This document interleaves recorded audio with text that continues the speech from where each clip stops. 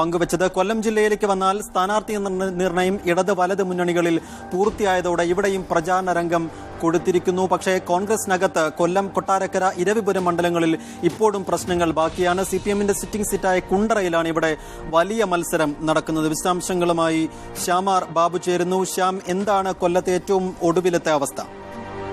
ഹരികുമാർ, കൊല്ലം ജില്ല പ്രത്യേകിച്ചും ഇടതു സ്വഭാവം സ്വീകരിക്കുന്ന ഒരു ജില്ലയാണ്. കഴിഞ്ഞ തവണ ഏതാണ്ട് LDF ലഭിച്ചത് 9 സീറ്റുകളാണ്. 11 മണ്ഡലങ്ങളിൽ 9 എണ്ണവും LDF ലഭിച്ച ഒരു ജില്ലയാണ് കൊല്ലം ജില്ല.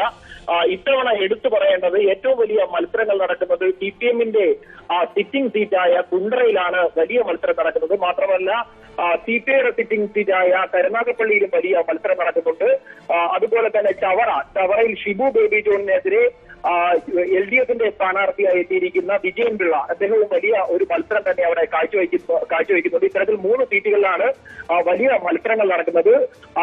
പ്രശ്നങ്ങൾ നിലനിൽക്കുന്ന സീറ്റുകൾ പ്രത്യേകിച്ച് എടുത്തു പറയേണ്ടത് ഇരവിപുരം, അതുപോലെ തന്നെ ഇരവിപുരം, കൊല്ലം, കൊട്ടാരക്കര തുടങ്ങിയ സീറ്റുകളിലാണ് പ്രശ്നങ്ങൾ നിലനിൽക്കുന്നത്. പ്രത്യേകിച്ചും അത് UDF-നുള്ളിലാണ് പ്രശ്നങ്ങൾ നിലനിൽക്കുന്നത്. ഇരവിപുരത്ത് RSP സംസ്ഥാന സെക്രട്ടറി A അസീസ് മത്സരിക്കുന്ന ഇരവിപുരം മണ്ഡലത്തിൽ അവിടെ വിമത സ്ഥാനാർത്ഥി, UDF-നെ വിമത സ്ഥാനാർത്ഥി രംഗത്തെത്തിയിട്ടുണ്ട്.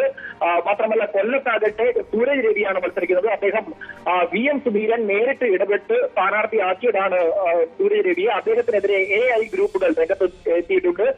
കഴിഞ്ഞ ദിവസം 2 ദിവസങ്ങൾക്ക് മുൻപ് AI ഗ്രൂപ്പുകളുടെ രഹസ്യയോഗം കൊല്ലത്ത് ചേരുകയും അദ്ദേഹത്തെ തോൽപ്പിക്കണമെന്ന തരത്തിലുള്ള ഒരു തീരുമാനം AI ഗ്രൂപ്പുകൾ എടുക്കുകയും ചെയ്തിട്ടുണ്ട്. അതുകൊണ്ട് തന്നെ സൂരജ് രവിക്കെതിരെ ഒരു വലിയ ഒരു പ്രചാരണ പ്രവർത്തനങ്ങൾ, അദ്ദേഹത്തെ അടിയൊഴുക്ക് ഉണ്ടാക്കാനുള്ള ഒരു ശ്രമങ്ങൾ, അദ്ദേഹത്തിനെതിരായ ഒരു അടിയൊഴുക്ക് ഉണ്ടാക്കാനുള്ള ശ്രമങ്ങൾ കൊല്ലം നിയമസഭാ മണ്ഡലത്തിൽ ഉണ്ടാകും. ഇവരെ അദ്ദേഹത്തിനെതിരായി നിൽക്കുന്നത് നടൻ മുകേഷാണ്. മുകേഷിനെ സംബന്ധിച്ചിടത്തോളം മുകേഷ് സ്ഥാനാർത്ഥിയായി വന്നപ്പോൾ തന്നെ CPM-നകത്ത് വലിയ പ്രശ്നങ്ങൾ ഉണ്ടാക്കിയിരുന്നു. അദ്ദേഹത്തിന്റെ സ്ഥാനാർത്ഥികളെ ചൊല്ലി വലിയ രീതിയിലുള്ള പ്രശ്നങ്ങൾ കൊല്ലം നിയമസഭാ മണ്ഡലത്തിൽ ഉണ്ടായിരുന്നു. മാത്രമല്ല കൊല്ലം നിയമസഭാ മണ്ഡലത്തിൽ ഉൾപ്പെട്ട അഞ്ചാലുംകൂടി കൊല്ലം 2 ഏരിയ കമ്മിറ്റികളാണ് ഈ നിയമസഭാ മണ്ഡലത്തിൽ ഉൾപ്പെടുന്നത്. ഈ 2 ഏരിയ കമ്മിറ്റിയുടെ ഭൂരിഭാഗം അംഗങ്ങളും മുകേഷിന്റെ സ്ഥാനാർത്ഥിത്വത്തെ ചോദ്യം ചെയ്തിരുന്നു. അത് ഏറെക്കുറെ പരിഹരിച്ചു എന്ന് നമുക്ക് പറയേണ്ടി വരും. നമുക്കറിയാം, പ്രത്യേകിച്ചും CPM ഒരു കേന്ദ്ര സ്വഭാവമുള്ള രാഷ്ട്രീയ പാർട്ടിയാണ്. അതിനുള്ളിൽ എതിർപ്പുകൾ ഉണ്ടെങ്കിൽ പോലും അത് പ്രകടമായ രീതിയിൽ പുറത്തു വരില്ല.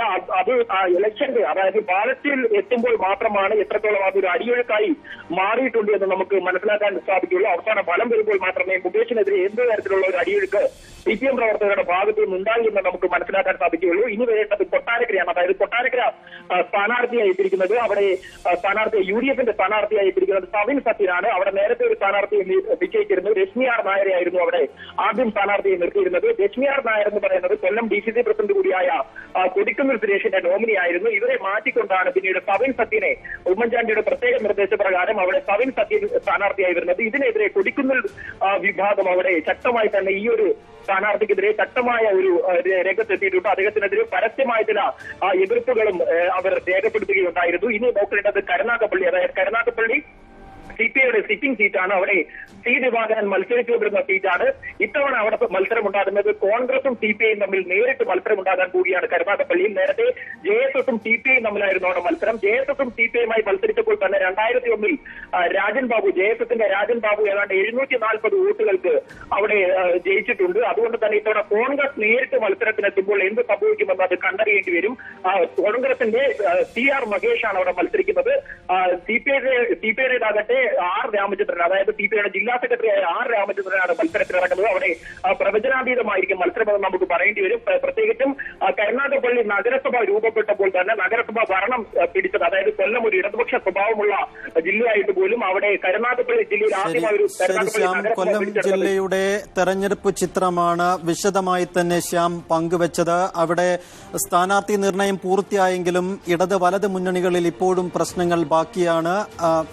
പരിഹരിക്കാനുള്ള ശ്രമങ്ങളിൽ തന്നെയാണ് പാർട്ടി നേതൃത്വവും ഒപ്പം മുന്നണി നേതൃത്വവും. വിശദാംശങ്ങളാണ് ശ്യാമാർ ബാബു പങ്കുവച്ചത്. മറ്റു ജില്ലകളിലേക്ക് വരേണ്ട